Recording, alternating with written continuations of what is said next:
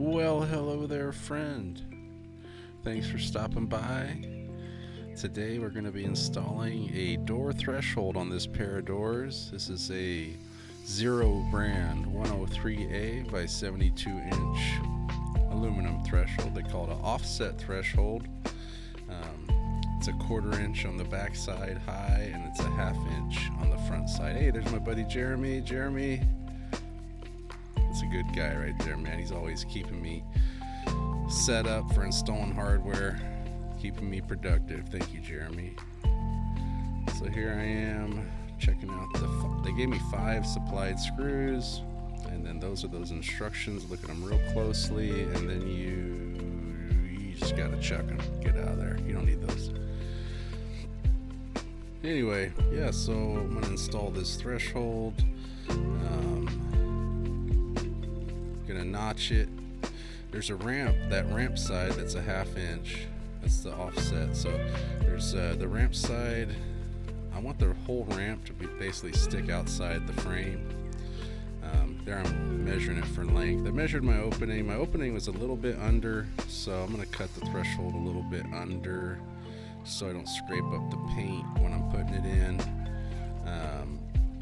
A lot of thresholds come long, like a 1/2 inch long, so you can trim them. This brand, they come like, if it's a 72 inch threshold, it comes as 72 inches. So I just made my mark for the length, and now I'm marking the 5/8 stop. That's going to be the notch. So when I'm all said and done, that ramp is going to stick outside the door and give my sweeps on the outside something solid to seal to.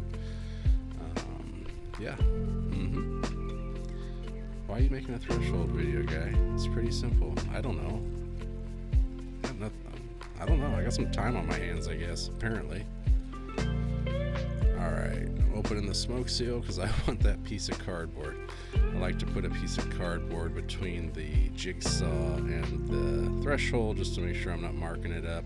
Probably need to replace the bottom of the jigsaw or, something like that. But got some silicone lube, and I'm gonna cut my notch.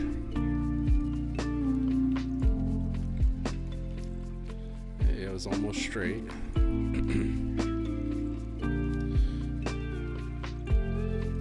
Finish cutting it to length.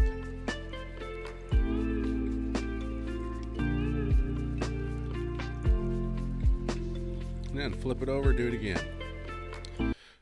One thing I like about these, one thing I do really like about this brand of threshold is that they don't come with the mounting holes already pre-done. You get to decide where those go, and that lets you make sure you put those holes where you got concrete, not right in the expansion joint, which sometimes happens. So here we're doing a dry fit. We're gonna dry fit that baby, and it fit nice.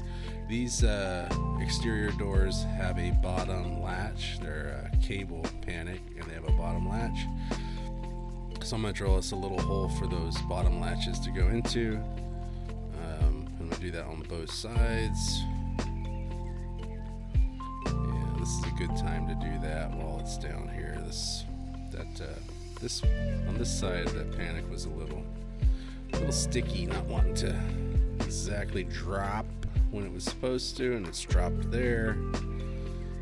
So yeah, but anyway, got it marked. Hey, I have sunglasses in the way. Sometimes, yeah, I wasn't gonna say that. My future's so bright I gotta wear shades. It's a saying you'll hear if you're old. Okay. And what are we gonna do now? We're gonna drill those holes. Man, if you were still here, you're a trooper. You're a trooper. I was bored doing this in real time. Imagine in after the fact. Okay, I'm gonna step those out. Stepping them out. I think I stepped them out to like 5/8 maybe, just enough for that bottom latch to fall in there.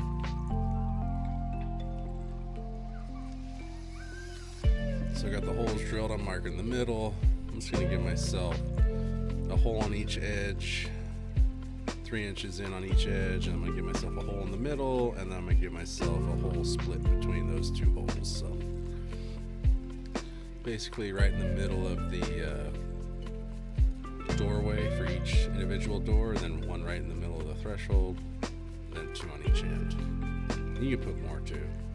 But when you see the caulking we used to seal it down, that stuff's super strong. And at the end of the day, it's that caulking that's gonna hold that threshold down and keep it there. Even if you were to take those screws out, that thing's not going anywhere. And here I'm gonna pre-drill each of these holes I marked with an 1/8 inch bit. I'm putting the hole right in the groove that's there. You don't have to, I guess. I don't know why I do that, but and then I'm gonna flip it over and drill them the rest of the way with the 1/4 inch bit from the back side, just because when you try to drill that larger hole in the groove, that bit will want to walk away, and it usually will mess up the threshold, make it look bad. So so now I got those 5 holes drilled, and I'm gonna countersink them for the screws. And this is the countersink I had on top of the cart. It's a little small, but it worked. So we're gonna countersink those bad boys, and then we're almost ready to drill the threshold, drill the concrete for mounting it. So let's put her back in.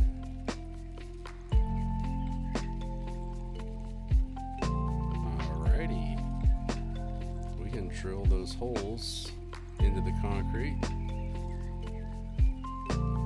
Try to put some hearing protection in. When you get older, hearing gets worse, your eyesight gets worse. What's up with that, man? Be like, I should have been wearing earplugs a long time ago. You live and you learn, hopefully. There's a lot more commentary in this video right now.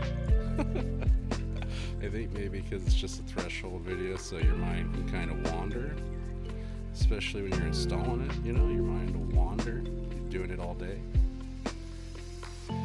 Alright, what's next? I'm going to clean up the thing, clean up the opening, and then I'm going to put the anchors in, and then I'm going to, we call those green weenies. I'm sure they have a technical term I should learn, but yeah.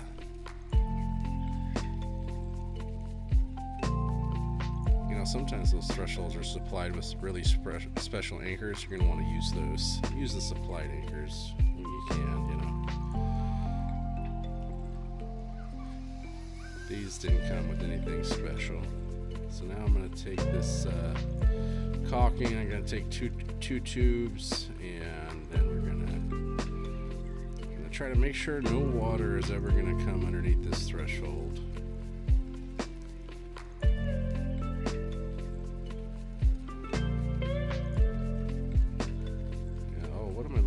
Grabbing screws. I guess these are the parts you should edit out when you're making a video. It's okay. So we'll go make us a nice little water dam, okay?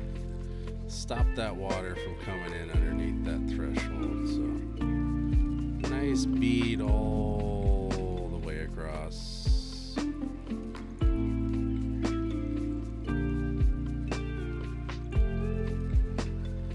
Imagine somebody coming behind you trying to spray a hose underneath that threshold, see if they can get any water in. The only way water's coming in here is going to be over the top of the threshold, okay?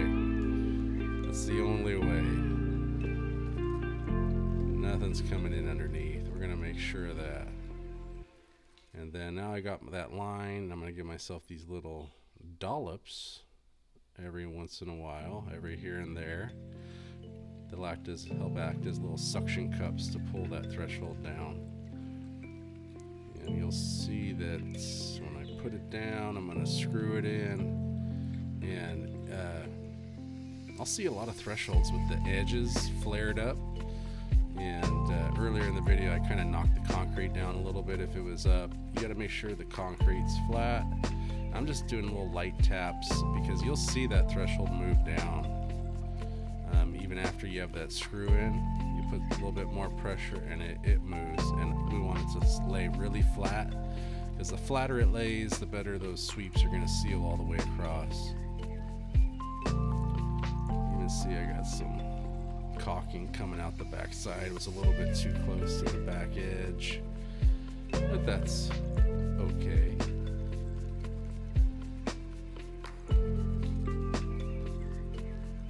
Alright, that thing's looking pretty flat. I'm pushing on it, it's not moving.